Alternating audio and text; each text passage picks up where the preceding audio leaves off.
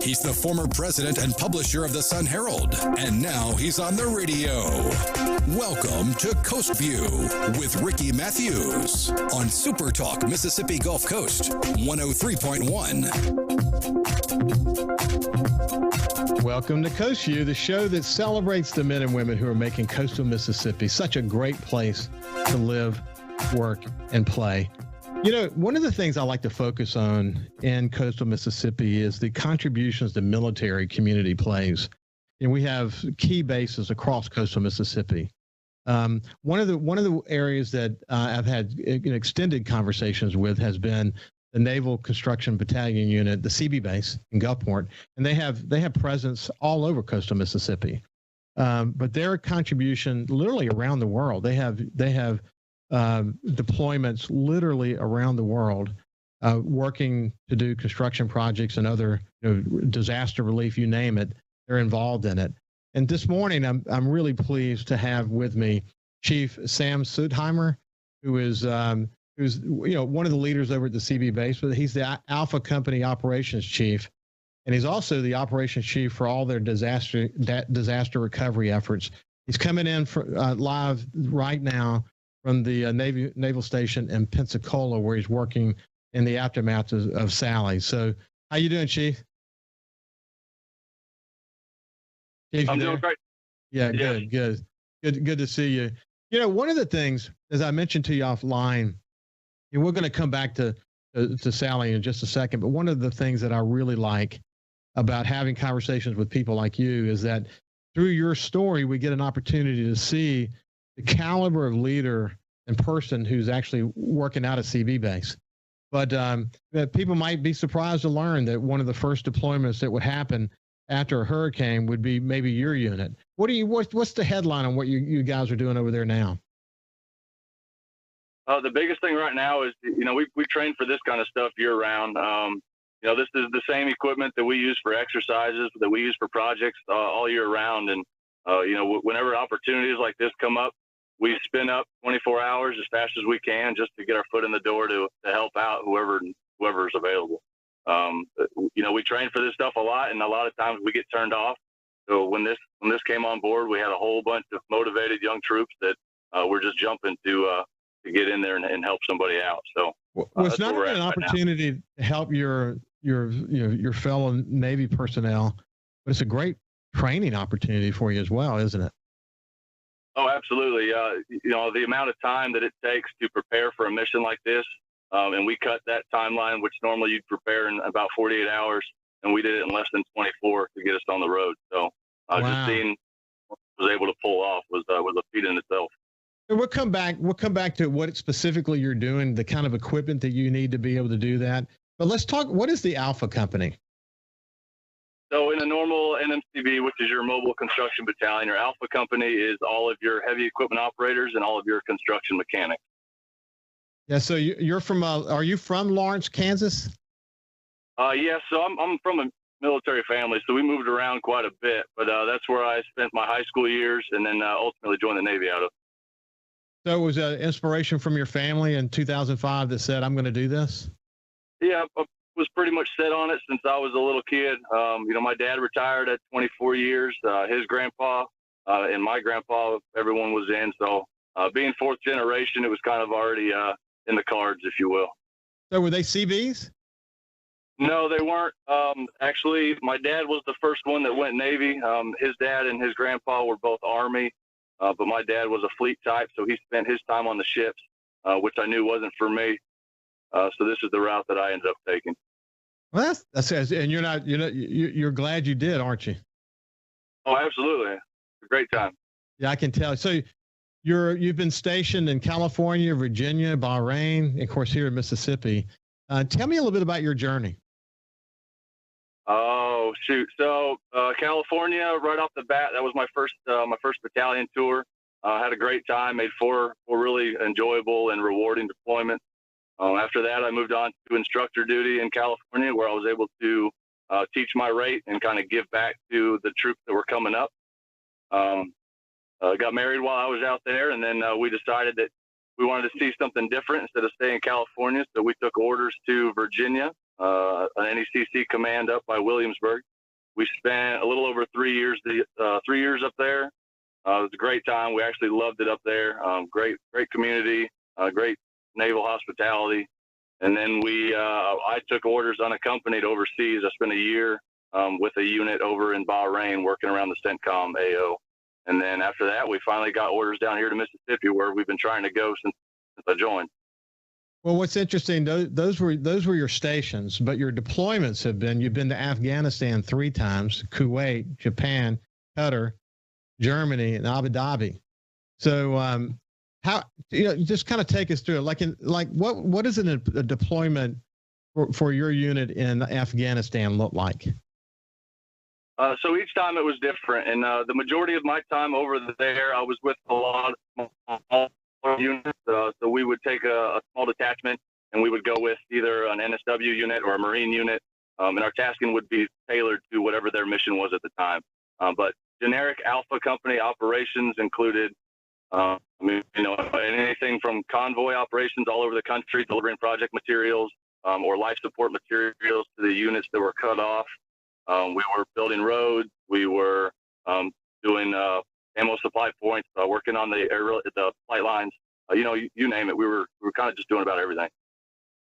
So, how was that? Did you ever find yourself in a situation where you felt severely unsafe?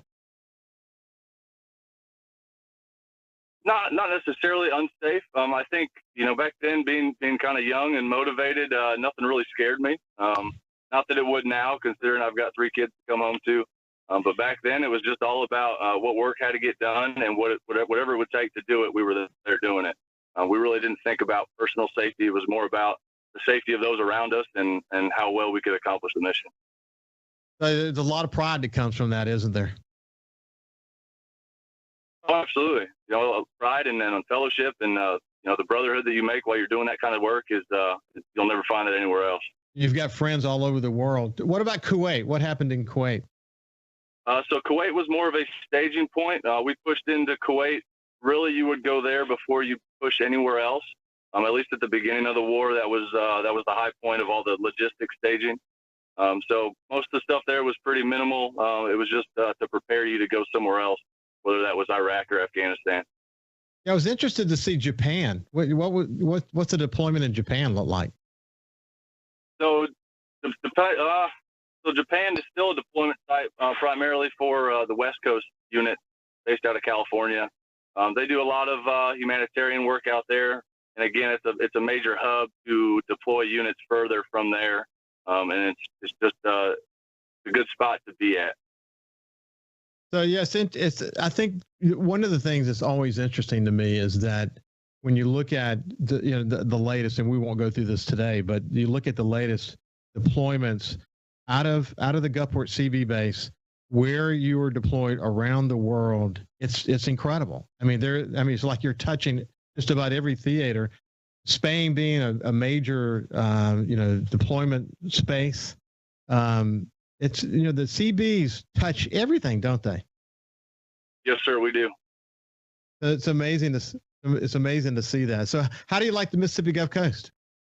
Oh, we absolutely love it. We plan on retiring out of here. I don't plan on moving anytime soon. The kids love it, and the wife loves it. So we're in a good place. What town do you live in? We live up in Saucer. Oh, really? Good. Kind of up in the country. Yes, sir. It's nice and peaceful with a lot of good people up there. We hear that all the time from folks who come in through Keesler Air Force Base or through the CB base or, any number of other ways they get here through the military. We hear that all the time, that while they're here, they fall in love with it. And, it's hard not to love this place. We're a place that if you hear about it, you may not truly appreciate it. I think that's one of the reasons why the tourism group constantly refers to us as the secret coast, because not everybody understands it. And when they come here, they go, wow. I mean, this collection of communities makes such an incredibly diverse and beautiful place that we call coastal Mississippi. Is that your experience? Well, absolutely. So, before we moved here, being on both other coasts, both east and west, we've heard a little bit about what the coast had to offer. kind of mixed reviews. But we wanted to experience it for ourselves. And, the Navy gives you the opportunity to move every 3 to 5 years if you want to. Sometimes you have a choice, sometimes you don't. But we knew we wanted to at least give it a shot and experience it for ourselves. And like I said, it's just been a great experience. Been down here since 2016 now, and I've really enjoyed it. Well, a lot has happened since 2005 when you joined. Yes, sir. It sure has. You got married, 3 kids, been all over the world. That's what the Seabees has to offer people like you, and it's amazing hearing your story. So before we'll get into specifically what's happening in Pensacola after this break, but what I want to do is talk a little bit about your responsibilities for what is called the disaster recovery operations. What is that, and what's what's involved in that, and then we'll get into some specifics about what's happening in Pensacola. But we'll do that after the break. This is Chief Sam Thutheimer. He's with the CB base. He's got significant responsibilities there as an operations chief and also an operations chief for the disaster recovery operation. He's actually at the naval base now as we speak in Pensacola, helping them with their Sally recovery efforts. And we'll talk more about that when we come back from the break.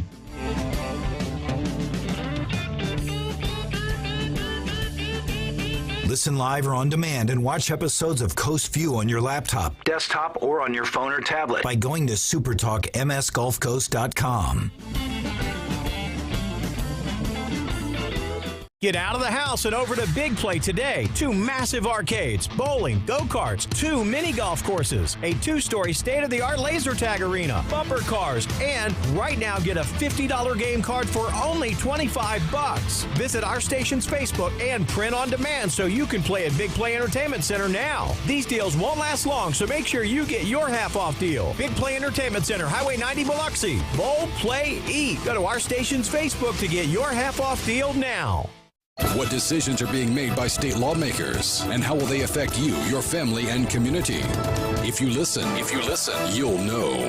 SuperTalk Mississippi, the SuperTalk app, and at supertalk.fl. Hi, I'm Billy Kinder, host of Big Billy Kinder Outdoors here. The show Saturdays at 1, right here on SuperTalk Mississippi. Turkeys, whitetail, Grenada Lake crappie, or Gulfport redfish. We enjoy it all, especially when you're in camp with us on SuperTalk Mississippi. You could be spreading the coronavirus without realizing you have it, so do your part and stay home. It's important to limit in-person interaction with anyone outside of your immediate household, but phone and video chat are safe ways to connect. It's also important to limit social gatherings. If you need essential items like food and medicine, try using a delivery service. If you must leave your house for essential items, or if you want to take a walk for exercise, make sure to wear a cloth face covering. Stay at least 6 feet away from other people. Try not to frequently touch surfaces like light signals, street signs, or benches. And wash your hands with soap and water for at least 20 seconds as often as possible. This advice applies to people of any age, including teens and younger adults. It takes all of us to slow the spread of the coronavirus, so stay home unless absolutely necessary. Visit coronavirus.gov for the latest information. Thousands of Bulldog fans have subscribed to the Thunder and Lightning podcast. Have you? On each episode, Brian Haydad and Joel Coleman give you an inside look at your Mississippi State Bulldogs. The Thunder and Lightning podcast is free and available on demand at supertalk.fm and on your smartphone. Just search for Thunder and Lightning on iTunes, Google Play, or anywhere you listen to podcasts. Thunder and Lightning from SuperTalk, Mississippi, covering the Bulldogs like no one else. Hey, want to come work for the #1 radio group on the coast? TeleSouth Media has a great opportunity for an outside sales consultant. Get paid while having fun and work in the exciting, fast-paced world of radio. We have award-winning stations like 97.9 CPR Rocks, 105.9 The Monkey, G96.7, SuperTalk 103.1, and 103.5 The Possum. Take the first step towards a new and rewarding career. Submit your resume to Jesse@telesouth.com. That's JESSE@telesouth.com. TeleSouth Media is an equal employment opportunity employer. Talking to the people that help make the coast such a unique place to live. This is Coast View with Ricky Matthews on SuperTalk Mississippi Gulf Coast 103.1. Welcome back to Coast View. We have Chief Sam Suttheimer with us today. And Chief, I really appreciate you taking the time. You're sitting in a pickup truck, I think out in front of the hospital still. Is that where you are? Yes, sir. I'm still at the hospital. We got equipment moving all over, so I figured this would be the quietest place to talk. He's over at the Navy Station in Pascagoula. But you know, one of the joys of doing this story, this show, is the opportunity to talk to people like you, who you've been all over the world. You know, you got married along the way. You've had 3 kids, and you fell in love with coastal Mississippi. You could retire anywhere, but you picked here to be that place. And you know, I hear that all the time. I mean, once this place gets in your blood, it becomes home. It's now your home, right? I mean, this is home to you. It is. That's all. That's so cool to hear. So you've got a couple of different responsibilities. You're the operations chief for the Alpha Company, and you're also the operations chief for the disaster recovery operation. Before we get into specifically what's happening right now in Pensacola, tell me about that, about the recovery operations and what's involved in that. So really, it's dependent on whatever the disasters that we're responding to. You know, we prepare for anything from high water rescue, where we would team up with other rescue teams and take our vehicles, which have a unique ability to go through up to 60 inches of water and help provide rescue efforts, to what we're doing here in Sally, which is more debris clearing and using our heavy machinery and our skilled personnel to clear the debris off the buildings and out of the roadways to get them back up and running. So Sam, you get the call. You're going to bring your unit to Pensacola. What happens? What's the next thing that you do? So there's a lot of questions and a lot of logistics that have to be answered. So whenever we receive what we call a warning order that's, hey, be prepared to deploy in case they need you, we start spinning up the whole battalion, put forth the effort. You know, we've got supply working to get us all of our ceased and non-ceased. We've got all of our operators and our mechanics trying to get our equipment ready.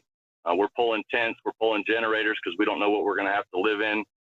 Same with food and water. We're trying to get all that stuff loaded and prepared just in case they even call us. So we've done that numerous times just to find out where, hey, you know, you're not actually going this time. And then we put all that stuff back. We go back to work as normal. And then, hey, a week later, boom, there's another hurricane. Do it all over again. It's just the way of the world for a CB. You're used to it. I mean, you can get deployed on a moment's notice. You just never know when that's going to occur. So you have to be ready all the time. I guess you're always focused on readiness, I guess. Yes, sir. Especially in the NMCBs. That's, you know, we have to be ready no matter what your job is in battalion. Like just for example, you know, we had to task tailor a debt. We had to pick 67 people to fill this mission, and it's all based off of readiness. And everyone has to be ready in case we say, hey, pack your bags, you're leaving tomorrow.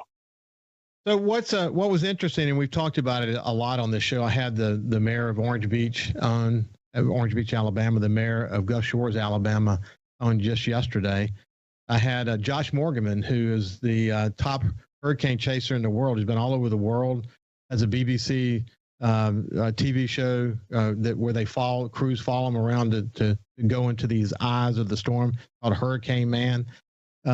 He was over in Gulf Shores during the eye of the storm, but as they all talked about that storm, it was supposed to hit here, and good thing it didn't hit here. I hate that it hit there, but 30 inches of rain, the inability of that rain to get off where it was, because all the storm water runoff areas were inundated with storm surge, and then a wind that may be reclassified as a Category 3 once the data points all get together after the storm, after the season. But it was, you know, the impact it had over there was significant. And in the case of Pensacola, they really didn't have a chance to prepare the way you would normally prepare. What did you see when you got there? So the only thing we knew to expect before we got here was they said they had a lot of down trees, which we've seen down trees before. But once we drove through the site, it was really astounding of the actual damage that had occurred here. I mean, trees that were 60 inches around, completely roots ripped out of the ground, roofs off of houses, buildings torn in half. It was just incredible. Yeah, you wouldn't expect that normally from a Category 2 storm, but in this case, this storm was building strength, 25 miles off coast, and it was continuing to shift further and further to the east. So while the storm officially made landfall and Gulf Shores. You have to look at the size of that eye wall. That eye wall swept over Orange Beach, Perdido Key, and then over into Pensacola. And so, Pensacola got some of the worst of this storm. Yes, yeah, and you can definitely tell just driving through the town. But it's really nice. You see all the communities seem to come together. We're primarily working on the bases, but between all the different annexes, I've been driving through the towns, just getting to each of the bases, and everyone's helping each other out, pull trees and pick up debris and pull their fences down, and it's pretty crazy. So you're able to do some community outreach while you're there too? So very limited right now. Right now, our priority of efforts is strictly to get the base up in operations. But we're trying to see what we can do to branch out. Yeah, that's always been the big discussion about storms, slow-moving storms that have a lot of rain, and that is that it moistens the ground, and when the wind comes, the trees don't break like they normally would. They literally uproot, and it's incredible how much that happens, isn't it? Yes, yeah. The majority of the trees, roughly 80 trees on one base, and about 60 of those, the complete root balls just pulled up with the trees. I mean, that's really, Sam, to hear you say that. We talk about on the show a lot. I mean, one of the things that I did is an analysis of the casualties that came out of Hurricane Laura in western Louisiana. One person drowned. Several people were killed by trees. And then several people have died since the storm with carbon monoxide, not knowing how to operate a generator properly, et cetera. In the case of, I don't know the latest as it relates to Pensacola specifically, but in my conversations with the mayors from Orange Beach and Gulf Shores, there was one death in Orange Beach. A man and a woman abandoned a boat during the storm. We don't know why they did. He drowned. She's in the hospital. So we'll be able to understand the decision they made so that hopefully somebody can learn from that. But no one was injured or killed from trees falling, which is really, when you go and see it for yourself, it's a miracle that didn't happen. I don't know what the situation was for Pensacola. Do you know of any casualties that came in Pensacola as a result of trees falling? I don't, no, sir. Yeah, I didn't check that before we had this conversation. But so your guys have been spending the majority of their time dealing with the large trees that fell on the base, I assume. Yes, they've got contractors out here too. Our unique capability with the equipment that we have is primarily focused on getting the large trees that would take way too long or cost too much for the contractors to remove. So we've got an expeditious way to kind of get those out of the way and let the contractors do their job. So what kind of heavy equipment is deployed over there? We've got multiple excavators, which are large track equipment. We've got front end loaders with combination buckets, which allow us to pick up logs and heavy debris. We've got skid steers. We've got a wrecker with a crane on it, which we've had to use to remove some trees off of buildings, and then all the transportation equipment that goes with it. Well, it's incredible that you guys are over there and able to contribute in that way and be there in such a short period of time. But the lesson for coastal Mississippi is a reminder that we're so lucky to have the CBs here in our town, because when we get hit, it doesn't always get talked about the way it needs to get talked about, but the CBs are usually some of the first to the scene. And if we were to get hit by a hurricane similar to what hit over there, and we almost did in this case, you guys would have been deployed and helping the community in ways that I would have been working hard to capture, that's for sure. But you were ready for whatever, weren't you? Absolutely. Every storm, we've got a contingency ready to go. Hey, so what would your message be to a young person who's thinking about the CBs? I'm just curious what you would say to them. I would say, definitely ask questions. We've got a lot to offer regardless of where you grew up, where your upbringing is. I think there's a little bit of something for everybody that the Navy, and really in the military in general. I've worked with all branches, Air Force, Marine Corps, Army, and there's definitely something for everybody if you're willing to work for it. So how much longer you guys are going to be over there? Unsure at this time. We've still got quite a bit of work ahead of us. So once we get to a point where the contractors can move in and do their job and the base is fully operational, then we'll look at our timeline. Well, the Panhandle has had its share of challenges, just as we all have, with Ivan and Michael and other storms. It's hard to list them all. But, coastal Mississippi needed a break. You hate to say I'm glad we didn't get hit because someone else got hit. But the thing that I've tried to do on this show is focus on what can we learn from what they're going through. In this case, we can learn that the CBs are there and ready to help us just as much as they're helping Naval Station Pensacola at this time. And to hear from you, what did you see? And what you saw is enormous tree damage that, trees can kill during the storm. So people just need to pay attention. It's not just the water. It's not just the rain. It's not just the wind, but it could be a tree. So people need to hear all these stories and say, let me calculate that as part of my decision matrix for the next storm. But anyway, Sam Suttheimer, I really appreciate you taking time to visit with us today. Sure, thank you. It's been a pleasure. We'll see you after this break. All right.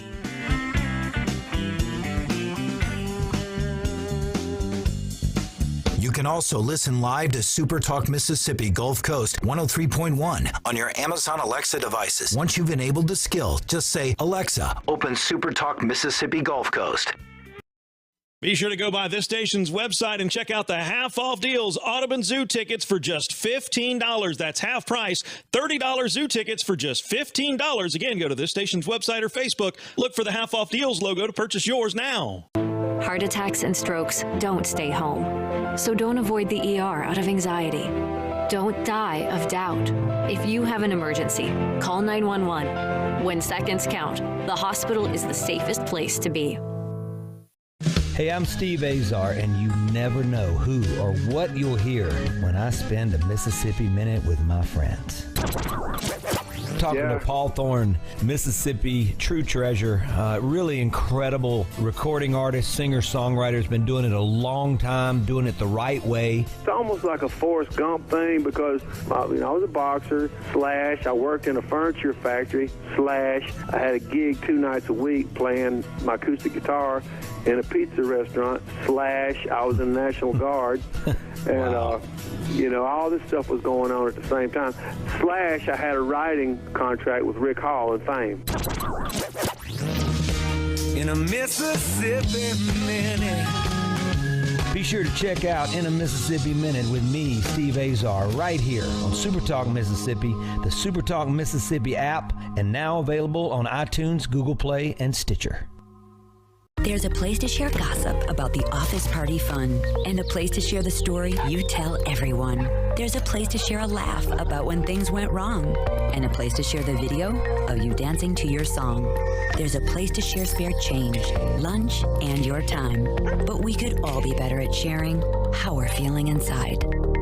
76% of employees have struggled with at least one issue that affected their mental health. When you share, you're not alone. Feeling down? Here's your prescription for a daily dose of good news and positive vibes. Good Things with Rebecca Turner. Every afternoon, Rebecca highlights all the good things happening right here in the state you call home. Daily exposure to Good Things with Rebecca Turner may cause smiling, feelings of positivity, happiness, and even laughter. When you experience these symptoms, tell your friends to listen. Okay. Weekdays starting at 2 p.m. here on SuperTalk Mississippi and now on Amazon Alexa devices. This is House Call for Health. There may be no greater medical mystery and no greater tragedy than sudden infant death syndrome. It used to be known as crib death. For no apparent reason, a presumably healthy sleeping baby dies. Medical experts don't have clear-cut answers to what causes sudden infant death, or SIDS, but now they have 2 risk factors: smoking and drinking during pregnancy beyond the first 3 months. A new study finds that babies whose mothers drank alcohol and smoked tobacco after the first trimester are at far greater risk of SIDS, 12 times greater. Previous studies showed a risk of smoking and drinking individually. This study says doing both drastically increases the danger. The research is sponsored by the National Institutes of Health, which is calling for greater publicity about the danger and improved screening at the very beginning of a pregnancy. For more health news, go to foxnewshealth.com. House Call for Health. I'm Lisa Brady, Fox News. You could be spreading the coronavirus without realizing you have it, so do your part and stay home. It's important to limit in-person interaction with anyone outside of your immediate household, but phone and video chat are safe ways to connect. It's also important to limit social gatherings. If you need essential items like food and medicine, try using a delivery service. If you must leave your house for essential items, or if you want to take a walk for exercise, make sure to wear a cloth face covering. Stay at least 6 feet away from other people. Try not to touch frequently touched surfaces like light signals, street signs, or benches. And wash your hands with soap and water for at least 20 seconds as often as possible. This advice applies to people of any age, including teens and younger adults. It takes all of us to slow the spread of the coronavirus, so stay home unless absolutely necessary. Visit coronavirus.gov for the latest information. Whether you're a Rebel, a Bulldog, a Golden Eagle, or just a sports fan, SuperTalk Mississippi has got a podcast for you. For you. Sports Talk Mississippi, the Rebel Report, Thunder and Lightning, the SuperTalk Eagle Hour, and the Borky Show are all now available for you. And it's all free.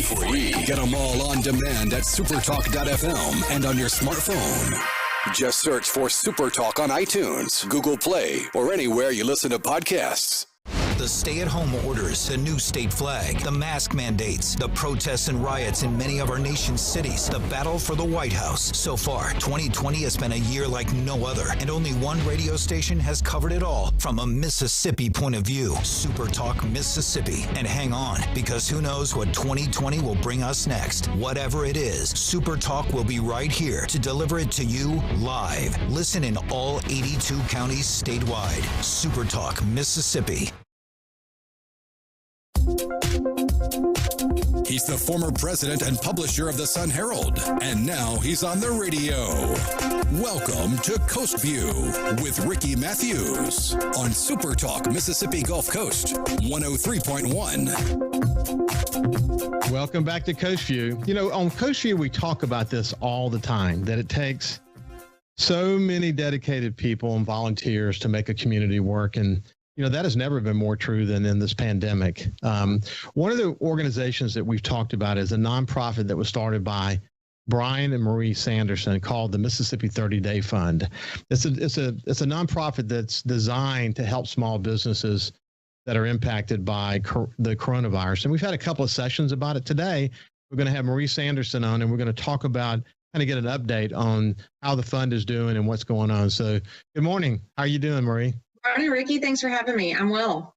Well, for people who haven't heard our conversations before, I want to do a little bit of a review because I also like to find out sort of how things are going in your life. But when we had our Coast View session back in April of this year, I described you as a political entrepreneur and a conservative policy powerhouse. That's pretty accurate, isn't it? Oh, no. Well, anyway, you've either founded, co-founded, or you are a partner in 6 different companies simultaneously. You've chosen, Ocean Springs to be your residence. You can live anywhere in the country. You work all over the country, but Ocean Springs is your home. And your son, your husband, Brian, is also in the policy business. And you're able to make it work. It's not easy, though, is it? We multitask a lot, but we have a team attitude and lots of friends and neighbors and family that help us out. That's awesome. Look, you were involved in the Republican Governors Association with Governor Barber. You started the Republican Governors Public Policy Committee, and you were the policy director there for 5 years. You've worked for Governor Barber in his official capacity. You've worked for the late Senator Thad Cochran. You even were a Sherpa, which I learned more about when we talked before. But essentially what you did for Ambassador Nikki Haley is you sort of shepherded her U.S. Senate confirmation process through and became good friends with her. And in fact, in the conversation when we talked, I said, I believe she's going to be president one day, and that if she is, you'll probably be working in the White House. But how's she doing these days? I think the ambassador is doing well. I think she's enjoying some time off from public service. She continues to do a lot of public service, a lot of community efforts, and she's very involved with Republicans who are running across the country. But I think she's enjoying for the first time in many, many years not being governor or ambassador and having some time with her family. She has her son is in college now, and her daughter is in nursing school, so she's enjoying just being with her kids and her family right now. Yeah, I had a conversation with the mayor of Gulf Shores last week, and in our kind of off-camera conversation, I was telling him about this gig. I'm still retired, but I'm enjoying doing this gig on a daily basis. And he said, "Yeah, you get to have fun with no responsibility." I said, "That's good. That's what she's saying. She's saying that right way to those other positions. Now she can just go out and make a difference, and when she goes home, she doesn't have to worry about things." Yeah, I mean, I think that has been enjoyable for her. I think she's not ruled out a future public service, but when you're under the microscope for so long, it's nice to kind of sit back and work on some things that she enjoys instead of dealing with the crisis of the day. And she dealt with many, many crises when she was governor and ambassador, for sure. Yeah, that is definitely for sure. So for people who don't know about the Mississippi 30-Day Fund, let's kind of do a quick tutorial to remind them what this is.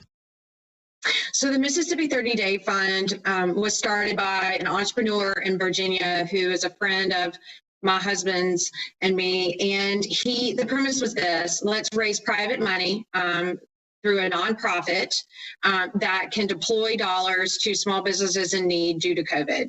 And he defined businesses by way of 3 to 30 employees. And my husband and I watched this happen. We watched a few other funds pop up in other states, Colorado, Arkansas, New Jersey, to name a few, Pennsylvania, and felt like this was very important for Mississippi to have the opportunity to provide a charitable response to our small businesses as well. Brian and I met during the recovery efforts of Hurricane Katrina. We understand how generous Mississippians are, and they often want a platform to give back. And we felt like if we stood this up, that Mississippians, not only individual donors, but also other companies in our state would give. And we were right, and we've been able to pay it forward to a number of small businesses in our state. And it's been a long process, I know, and we talked about this on the last show. A lot of, if you're doing sort of the Katrina aftermath, the storm comes and it goes. And as I've said so many times on this show, this storm came and it's like the eye of the storm sitting on top of us, this pandemic eye. And the impact has been significant on small business, especially service-oriented business. So a lot of these businesses weren't applicable for some of the government programs that came down. So you're dealing with a lot of, 1-person, 2-person, 3-person organizations where a small contribution could make all the difference in the world to keeping their doors open. You continue to find that? Absolutely. There are businesses who have gone through all of their savings to pay for rent. Some of our businesses had to get rid of storage units or had to let people go. We've been able to help for a month or two just to be able to take a deep breath and to allow them to fight another day. It is nice that a lot of our businesses are able to go back to some degree, but even our restaurants, our bars, a lot of our shops are still not hitting the numbers that they would hit a normal year due to the measures that have put in place for all of our safety.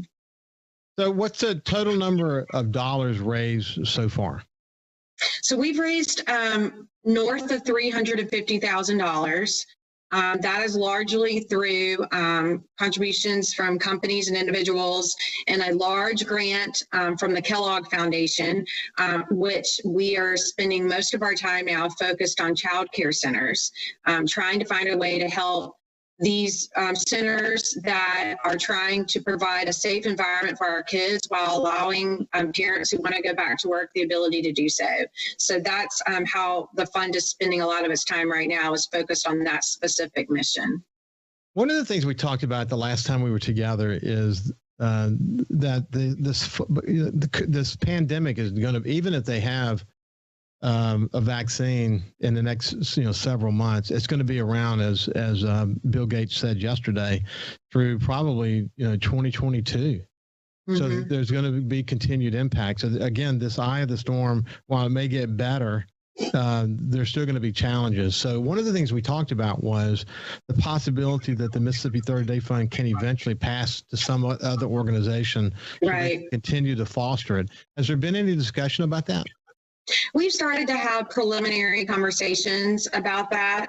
If there's an entity that would like to take on the administrative piece of this, we were committed in the beginning to making sure that every dollar that was given went right back out to a business in need. And we feel strongly about that. My husband and me and my husband and our advisors, who are all volunteer, have made that so.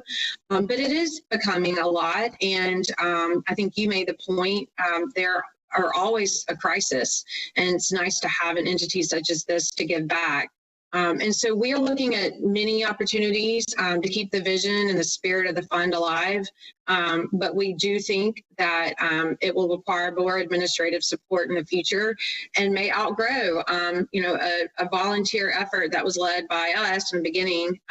And so we are having those conversations. Well, I'm glad to hear it. You can only sustain it for so long as a purely volunteer scenario. I mean, your goal in the beginning, which you've accomplished, was to create this fund and to have volunteers help do the evaluation, having a volunteer executive director, have all of the advisors working for the good of the fund, so that 100% of the dollars that come to the fund go back out to the small businesses. And as you pointed out, you've accomplished that goal. No one ever expected you to be signed onto this for the rest of your life. No one did, but it's there, and it's fitting a need. And as I talk about on the show all the time, there are 1,000 points of light, and we need these 1,000 points of light to fill gaps. And there aren't enough government programs that can be developed that's going to cover all of the businesses that are impacted. And the Mississippi 30 Day Fund was about trying to get to those that were not covered by other programs, and it's really accomplished a lot of those goals. But one of the things I know you've seen is, I wish there was some way you could get your data to Congress, because there's this huge group of small businesses that still need help, and the numbers are significant, aren't they? Yeah, I mean, I think in the beginning, for sure, we saw that those who had access to capital were those who had access to a banker, who had a relationship with a bank. And so we saw that rush for the PPP money, as they called it. And then our state leaders did the right thing and stood up a fund. And we always viewed ourselves as a complement to the very worthy federal and state programs that were created. But the reality is there was a group of businesses that did not receive that funding, or even businesses that received that funding, we could help with a very targeted mission to help with some aspect of their business. And so we've been trying to do that. It's also a place, there are people who have done well in 2020, and it's given them an opportunity to pay it forward to a nonprofit, to a tax deductible fund to help others. Let's do this. We'll come back on the other side. This is Maurice Anderson, just a committed community volunteer who, with her husband, started the Mississippi 30 Day Fund. We'll continue the conversation on the other side of this after the break.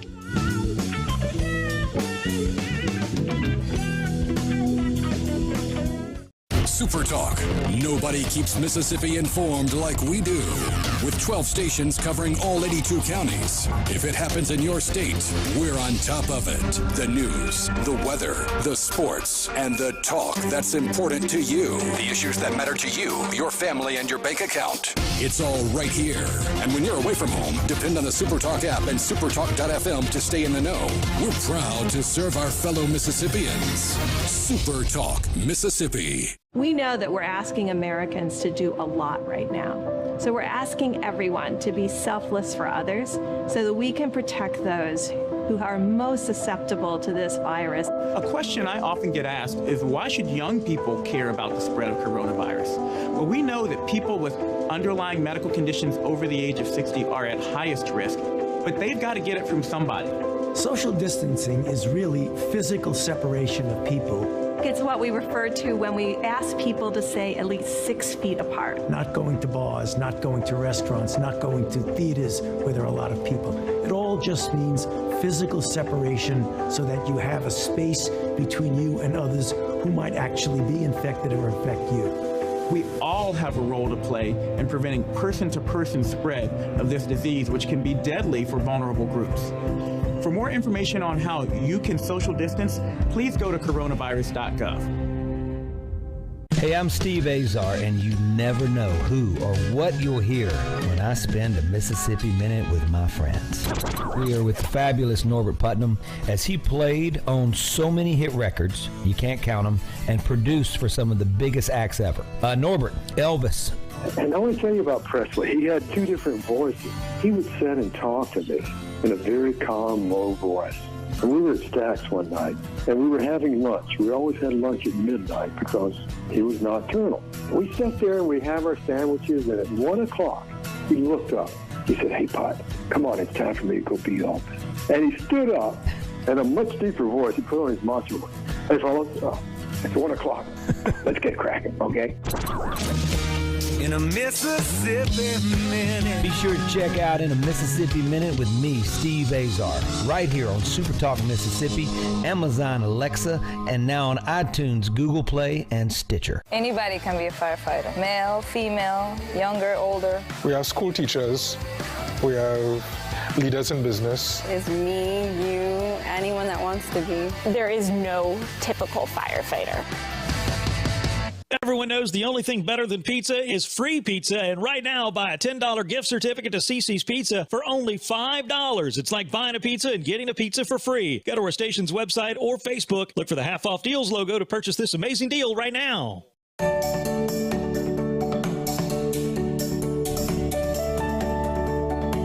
We give HPV vaccine to children at 11 or 12 years of age.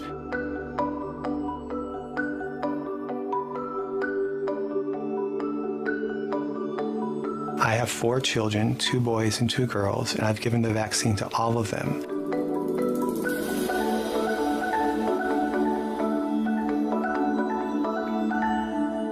Get out of the house and over to Big Play today. 2 massive arcades, bowling, go-karts, 2 mini golf courses, a 2-story state-of-the-art laser tag arena, bumper cars, and right now get a $50 game card for only $25. Visit our station's Facebook and print on demand so you can play at Big Play Entertainment Center now. These deals won't last long, so make sure you get your half-off deal. Big Play Entertainment Center, Highway 90 Biloxi. Bowl, play, eat. Go to our station's Facebook to get your half-off deal now. Talking to the people that help make the coast such a unique place to live.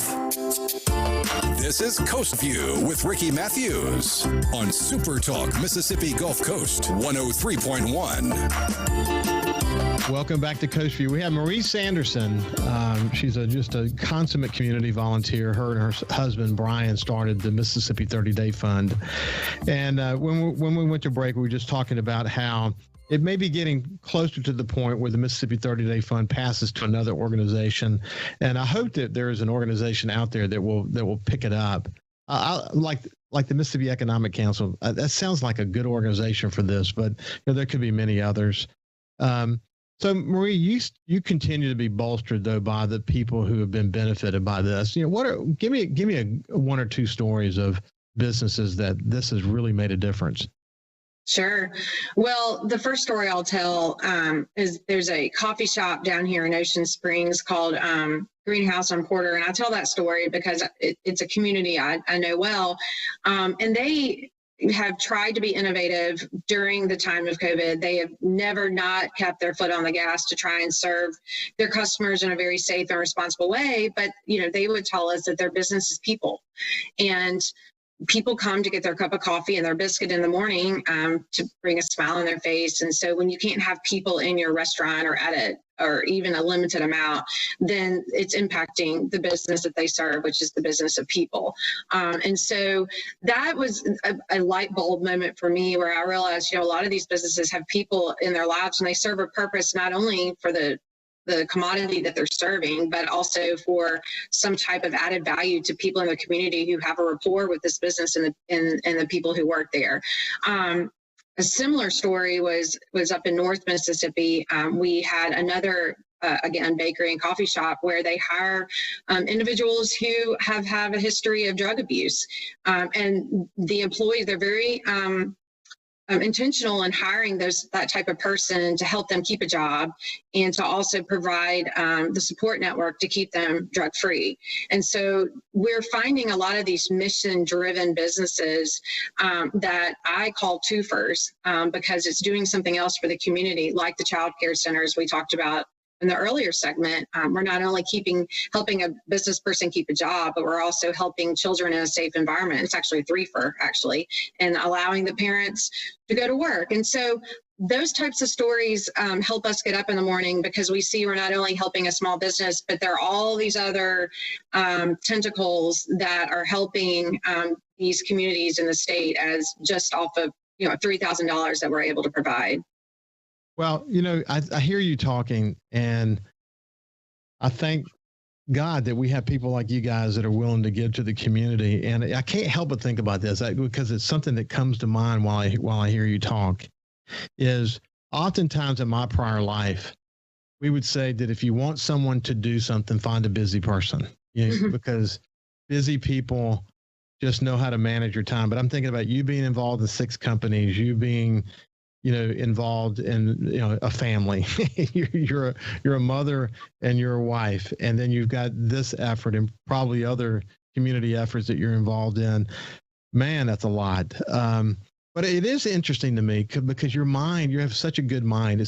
I'd be interested in hearing, how has the Mississippi 30-Day Fund and what you've learned about small business in some ways shaped you as a policy expert? And how has it made you way more aware of certain things that you weren't aware of before? Talk about that.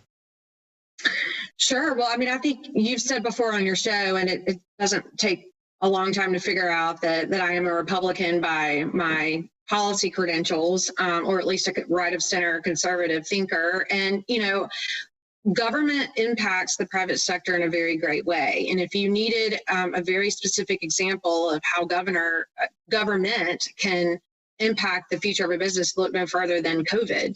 And I don't fault our leaders for doing the things they felt were necessary to keep their constituents safe. But when you're told you cannot open, then that has a large impact on your business. When you're told that you can only have a certain amount of people in your business at a time, then that obviously impacts not only your profit margins, but what you charge. We've seen changes in supply chains, products being delivered. I was told recently that lumber is 50% higher right now due to COVID because they don't have the lumber. And so you're seeing all these ramifications across the country due to the crisis that politicians didn't invent, but due to the parameters they've had to put in place because they feel strongly to keep us safe. But we deal this across, you asked me earlier what I was working on. We see this across the board on energy. We see it in law and order. We see it across communications, the way we communicate, the way we use social media. Whether you're for the president or not, he's spent a lot of time looking at social media and what's safe and who has access to our data. And so the government impacts every single piece of business, and look no further than the small business in your community as it relates to COVID. It's incredible how all the dots connect. And frankly, every policy agenda you're going to be involved in from this point forward will be impacted in some way by the pandemic and what we've learned. It might be trends that have been sped up. It might be things directly related to the pandemic. Who knows? But no policy will be free of some impact as a result of this pandemic. And it will be interesting to staying in touch with you as we go forward to see just how significant that is, because I'm sure that it's going to be, almost revolutionary how it changes things. So with that said, Marie Sanderson, thanks for taking a few minutes to kind of update us on the Mississippi 30-Day Fund and just checking in. And tell Brian we said hello, and good luck with finding the transition for Mississippi 30-Day Fund. Thank you. Thank you always for having us, Ricky.